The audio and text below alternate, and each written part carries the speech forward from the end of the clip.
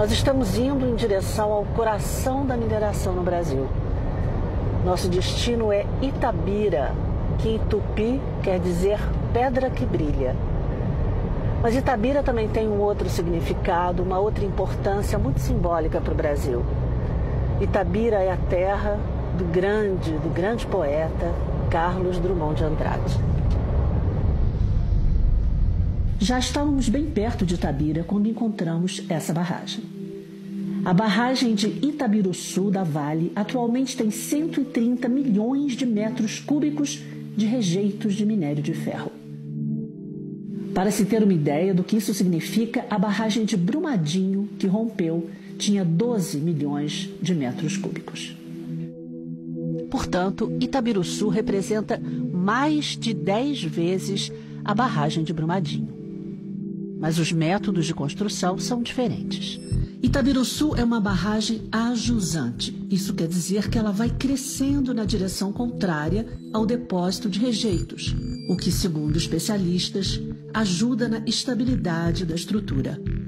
Tanto as barragens de Fundão, perto de Mariana, que rompeu há pouco mais de 3 anos, como a de Brumadinho, que rompeu em 25 de janeiro, eram amontantes. Um método mais barato, menos seguro, em que as barragens crescem através de degraus, feitos em cima do rejeito de minério. Fato é que depois das tragédias em Mariana e Brumadinho, os moradores de Itabira estão com muito medo. Eu passo diversas vezes na frente da barragem de Itabiruçu. Não vou negar que eu passo lá sempre olhando para ela e com um certo temor, entendeu? Recentemente agora, semana passada, eu passei por ela e tinha uma fila de carros na minha frente. Eu dei uma certa distância para, se alguma probabilidade tivesse dela se romper, eu ter uma chance de sair, entendeu? E esse é o sentimento que eu acho que acomete todo itabirano hoje. Porque vocês não sabem as condições das barragens? A gente tem uma noção, mas a gente não se sente seguro a essas condições.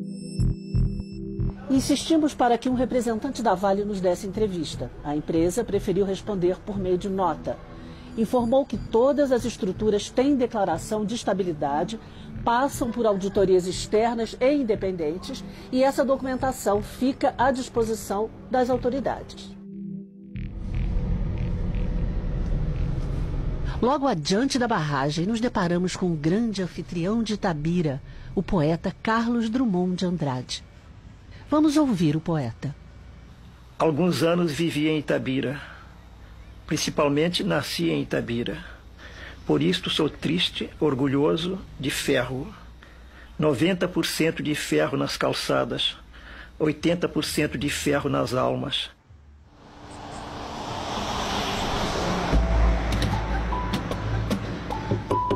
Itabira é cercada por minas. Para todo lado que lançamos o olhar, lá estão elas, montanhas rasgadas. Montanhas que lembram uma arquibancada à espera de um espetáculo que nunca virá.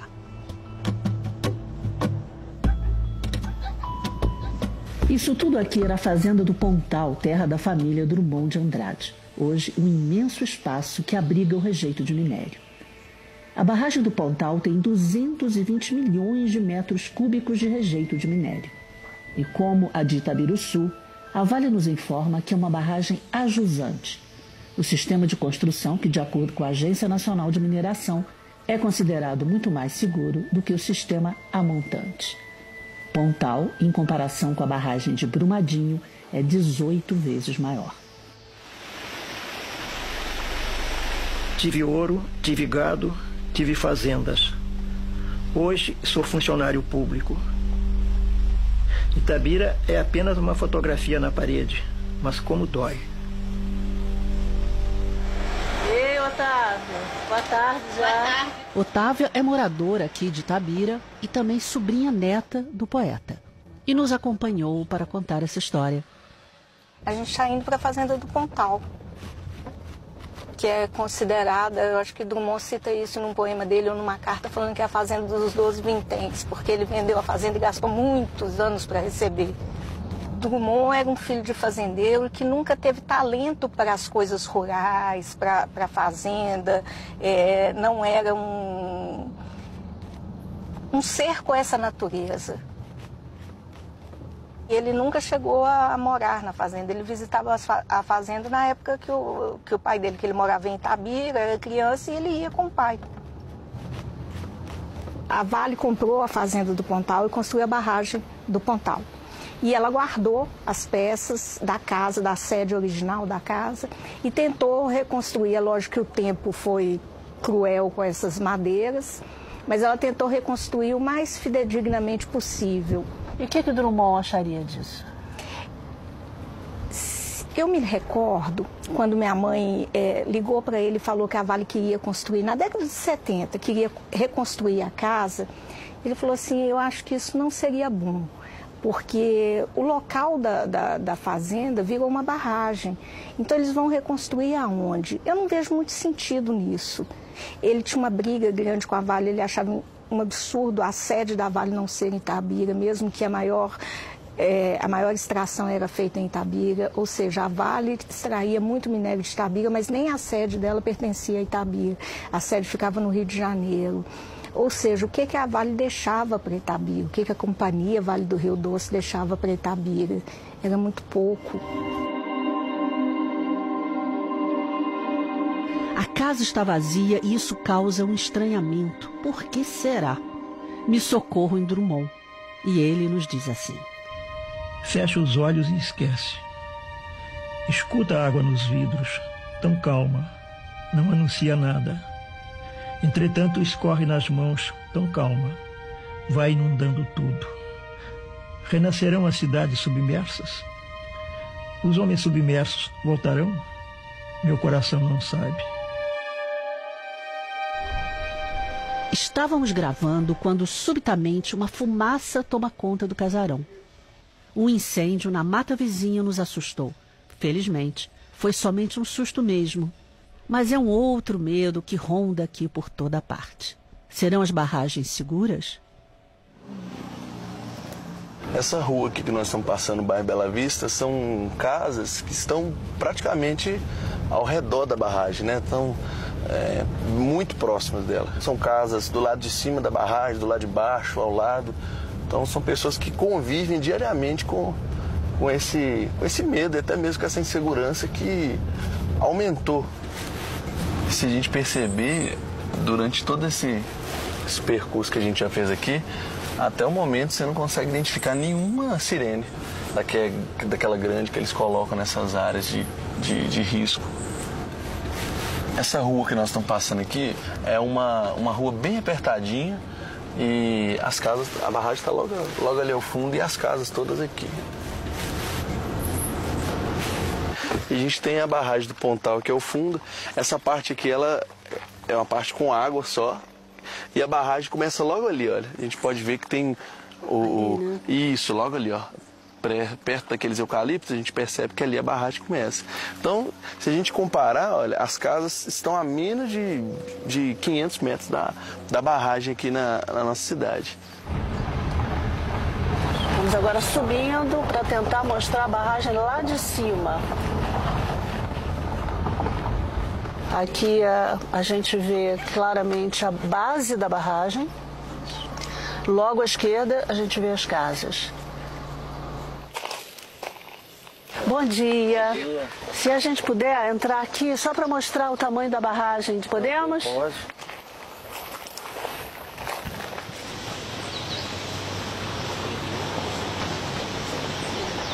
Do lado direito a gente vê os rejeitos de minério de ferro.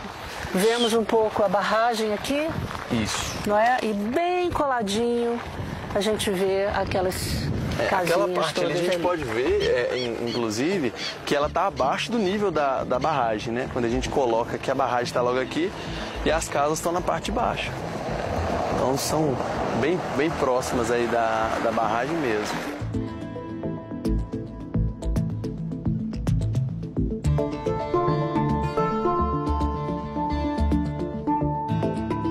Drummond nasceu quase junto com o século XX. Em 1902, a cidade se chamava Itabira do Mato Dentro. Ele deixou a cidade para estudar e depois foi viver a vida de adulto fora de Itabira. O traço peculiar de Itabira era o silêncio. O silêncio, assim, assim, tranquilo, suave. Havia uma avenida no alto da cidade, onde a gente olhava o vale lá embaixo, onde a cidade se desdobrava. Aquilo dava em você uma grande tranquilidade, uma grande paz. Agora, por outro lado, também aquilo era monótono. Então, um dia eu olhei para aquilo e disse, eita, vida besta, meu Deus. Porque eu pedia alguma coisa de inquietação, que depois a vida me deu em Belo Horizonte, depois no Rio. Agora, eu guardo uma saudade de Itabira muito especial. Do mesmo jeito que o minério está por toda parte, também está por toda parte a vida e a poesia drummondiana. E como numa ode com dois personagens antagônicos, ou quem sabe complementares, o ferro e o poeta. Amar o perdido deixa confundido este coração.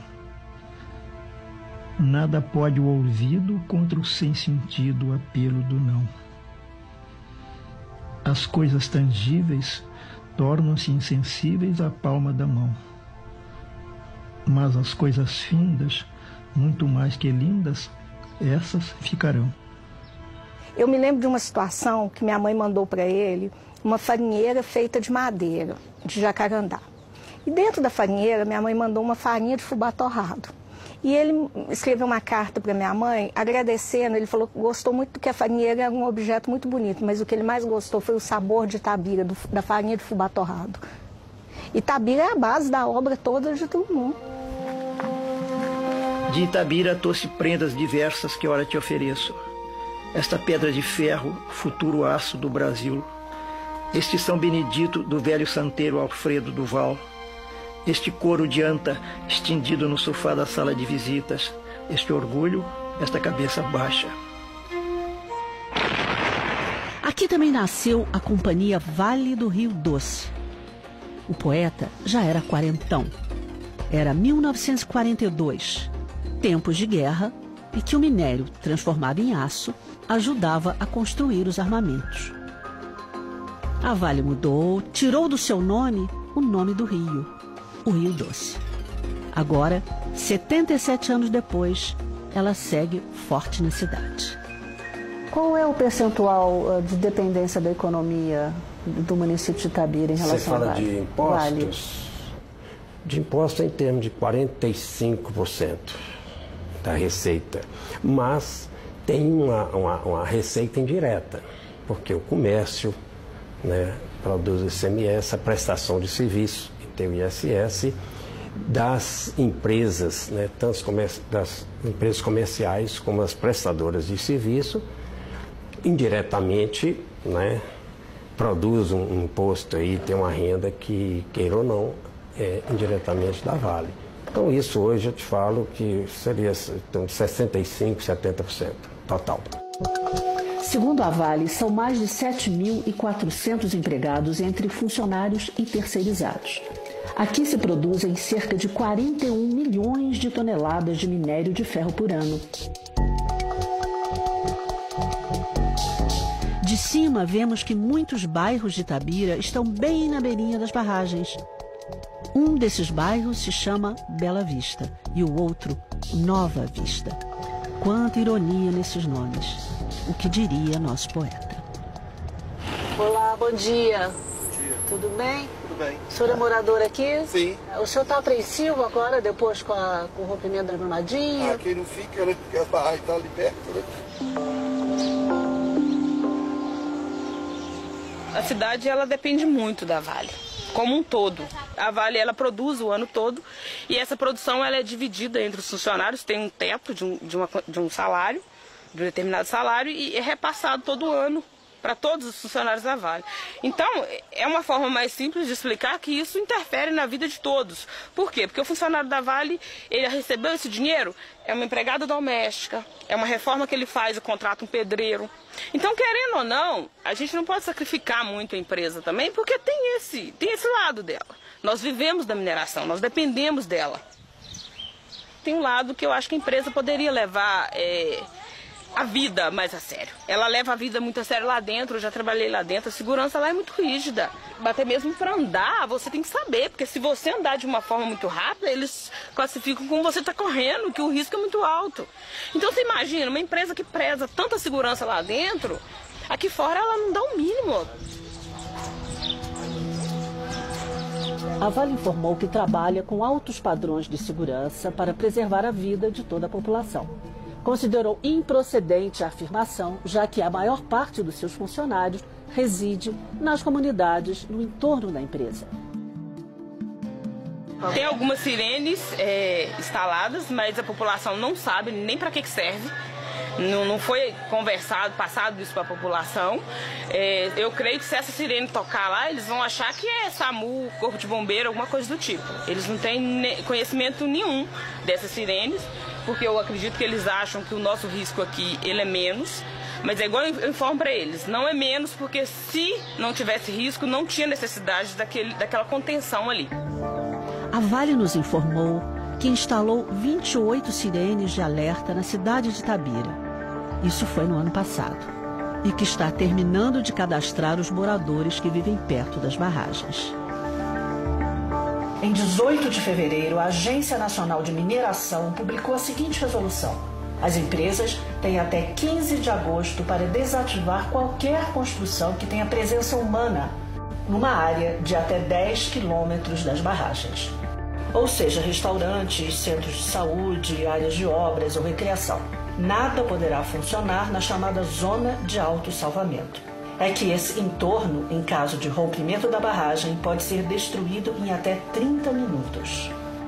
Em nota, a Vale informou que uma equipe começa no dia 27 de fevereiro a visitar as casas vizinhas e a orientar a população sobre o que fazer em caso de emergência.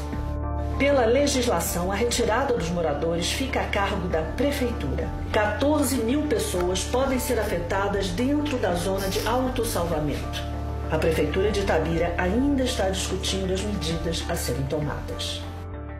A AMIG, que é a Associação dos Municípios Mineradores, e da qual faço parte, sou vice-presidente, nós estivemos em Brasília discutindo com a Agência Nacional de Mineração essas questões.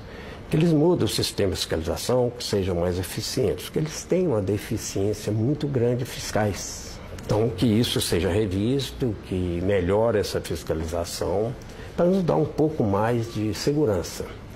E a comunidade está apreensiva, sim, né? Eu também, como cidadão, né, que sou pai, que sou avô, isso também me preocupa muito, né? Com a comunidade há um temor e está certo.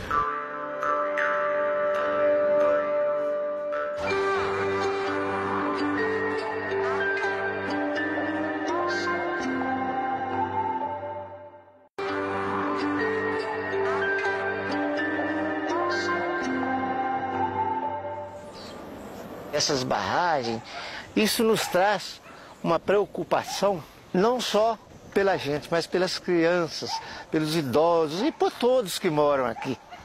Eu trabalhei nesses diques, nas barragens, muitos anos transportando areia, pedra, brita, minério mesmo para colocar no meio da barragem. E foi vários anos.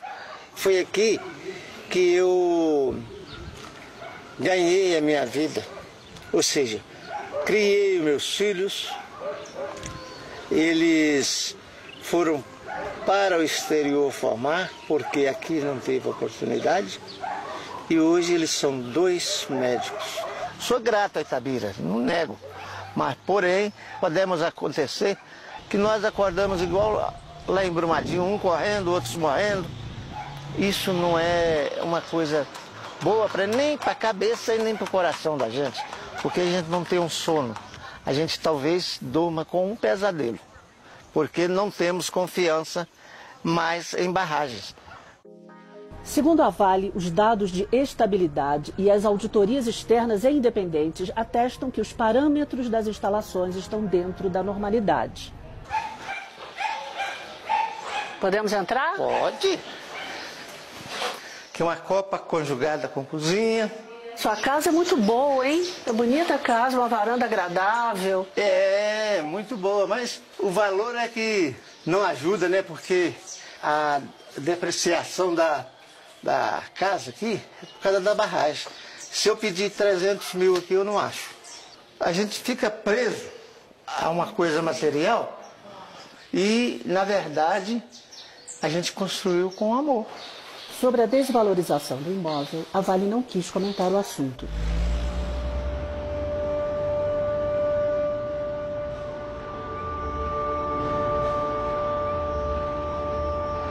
Você se lembra dessa época, na sua infância também, que ali, bem ali na frente, tinha o famoso Pico do Cauê? Olha, o Pico do Cauê eu ainda lembro, porque quando eu fui ainda no grupo, estudei no grupo Major Lago, quando a gente ia para aula, a gente via ainda o Pico do Cauê, ainda bem assim, bem grande ainda, bem apontudo ainda. Porque a exploração de minério foi se acentuando com o tempo, né?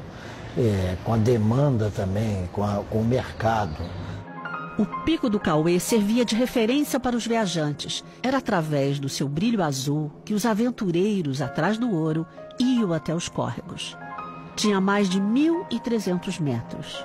Os anos se passaram, a mineração chegou e o Cauê sumiu.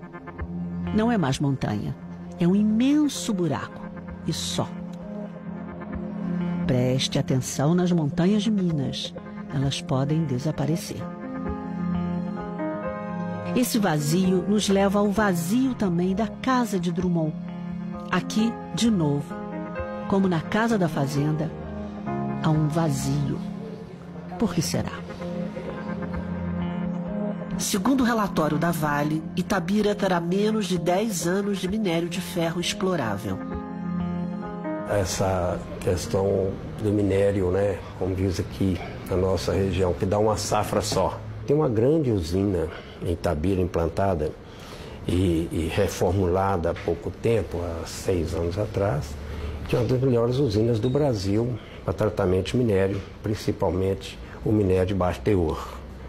Então, essa usina vai ser aproveitada de alguma forma. Isso é uma discussão também que está iniciando para a gente buscar novas alternativas para esse futuro. Hoje, a memória de Drummond também está lá no alto da cidade. Um espaço bom para namorar, para contemplar, para pensar e olhar as minas à volta. O projeto do memorial é do arquiteto Oscar Niemeyer. Já se retirou tudo que tinha da cidade. O que a população vai ficar? Com o resto? Que daqui a 30 anos, o que vamos ter? Vamos ter Drummond. O maior trem do mundo leva minha terra para a Alemanha, leva minha terra para o Canadá, leva minha terra para o Japão. O maior trem do mundo, puxado por 5 locomotivas a óleo diesel, engatadas, geminadas, desembestadas, leva meu tempo, minha infância, minha vida, triturada em 163 vagões de minério e destruição. O maior trem do mundo transporta a coisa mínima do mundo, meu coração itabirano. Lá vai o trem maior do mundo, vai serpenteando, vai sumindo e um dia, eu sei, não voltará, pois nem terra, nem coração existem mais. Carlos Drummond de Andrade.